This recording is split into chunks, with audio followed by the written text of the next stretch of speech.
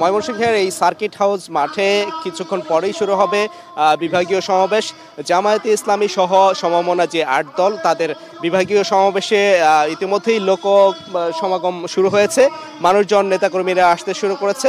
মূল সমাবেশটি শুরু হবে ২টার সময়, কিন্তু এর আগে থেকেই বিভিন্ন যে ইসলামী সঙ্গীত পরিবেশনা এবং অন্যান্য যে প্রস্তুতিগুলো সেগুলো কিন্তু সেরে নিচ্ছেন নেতাকর্মীরা। এখানে শৃঙ্খলা কমিটির তাদের লোকজন এসেছেন।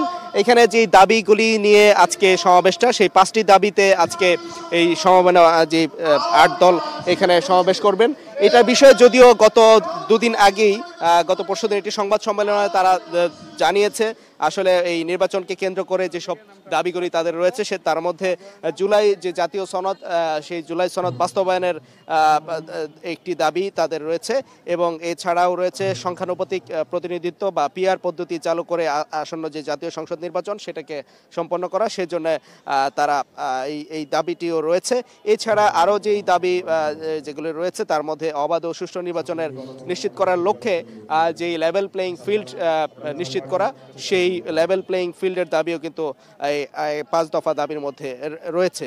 এছাড়া যে কালো টাকা আপনার লেভেল প্লেয়িং ফিল্ডের মধ্যে নিশ্চিত করার ক্ষেত্রে যে নির্বাচনকে কেন্দ্র করে যে কালো টাকার ছড়াছড়ি বা পেশি শক্তি সেগুলিকে যেন নির্বাচন কমিশন নিয়ন্ত্রণ করে, সেই বিষয়টি কিন্তু তারা দাবি জানিয়ে আসছেন। কারণ দেখা যায় এর আগে নির্বাচনগুলিতে দেখা গেছে যে এই ধরনের পেশি শক্তি বা কালো টাকার ছড়াছড়ি কিন্তু বেশি দেখা গেছে, এই জন্য নির্বাচনকে সুষ্ঠু করার ক্ষেত্রে প্রশ্নবিদ্ধ ছিল।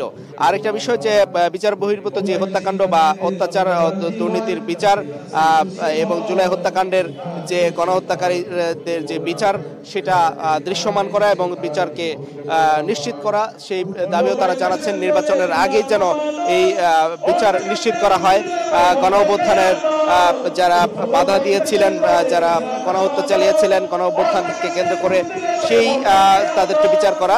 এবং আরেকটা বিষয় যে নির্দিষ্ট কিছু রাজনৈতিক দলের কার্যক্রম নিষিদ্ধকরণ, সেক্ষেত্রে জাতীয় পার্টি এবং যে 14 দলের কার্যক্রম নিষিদ্ধ করার দাবিও তারা জানাচ্ছেন। কারণ স্বৈরাচারের যে সরকার, ফ্যাসিস্ট সরকারের সহযোগী হিসাবে এই রাজনৈতিক দলগুলো আসলে ভূমিকা রেখেছিল, সেজন্যই কিন্তু এই দাবি জানানো হচ্ছে। তো এই বিষয়টি এই 5টি দাবিতে আসলে এই যে গণসমাবেশ হচ্ছে, আজকে এই গণসমাবেশকে কেন্দ্র করে যে প্যান্ডেল সাজানো হয়েছে ঐতিহাসিক সার্কিট হাউস মাঠে, এবং এখানে মঞ্চে যে ইসলামী সঙ্গীত পরিবেশনা হচ্ছে, এর পরবর্তীতে নেতাকর্মীরা এসে যোগ দিবেন। এবং আজকে যেটা বলা হচ্ছে, এখানে শুধুমাত্র নেতাকর্মী না, এখানে সাধারণ মানুষও এই সামনে নির্বাচনকে সুষ্ঠু করার ক্ষেত্রে এই দাবিগুলোর পক্ষে যোগ দিবেন, সেই আশাবাদ ব্যক্ত করছেন এই সমমনা যে 8টি দল তারা। এবং এর মধ্যে আমি যতটুকু জানতে পেরেছি যে সমমনা 8 দলের মধ্যে জামায়াতে ইসলামীর যিনি নায়েবে আমির কেন্দ্রীয় অধ্যাপক মুজিবুর রহমান, তিনি আসবেন। তিনি আসলে নায়েবে আমির এই সমাবেশে প্রধান অতিথি হিসেবে যোগ দিবেন। এছাড়া অন্যান্য যে দলের যে নেতারা আছেন তারাও আসবেন এবং তারা এই যে 8টি দাবি, এই 8 দাবির পক্ষে মানুষের যে সমর্থন সেটা আদায়ে আজকে সবাই বক্তব্য রাখবেন এবং আগামী নির্বাচনে যেন সুষ্ঠুভাবে করা হয় সেজন্য সরকারকে যে ধরনের বার্তা দেওয়া দরকার সেই সবগুলি বার্তা তারা দিবেন। এবং এর মধ্য দিয়ে এই বিভাগীয় সমাবেশ সফল হবে এমনটাই মনে করছেন এই জামায়াতে ইসলামী সহ 8 দল সমমনা যে 8 দল।